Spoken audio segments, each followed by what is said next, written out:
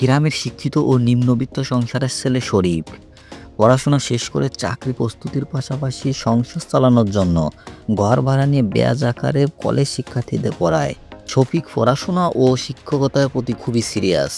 এমনই এক সিরিয়াস শিক্ষকের ভূমিকায় দেখা যাবে সময়ের অন্যতম জনপ্রিয় অভিনেতা মুশফিকার ফারহান।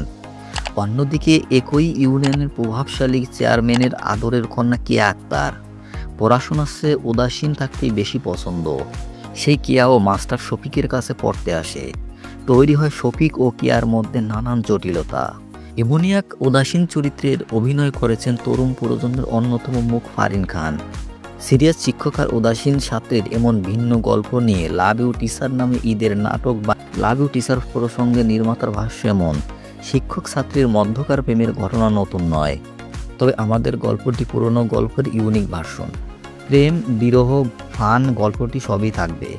শিক্ষকের ভূমিকায় দারুণ অভিনয় করেছেন অভিনেতা ফারহান, আর ছাত্রের ভূমিকায় মিশে গেছেন ফারিন। দর্শকরা গল্পটি উপভোগ করবে নিশ্চিত।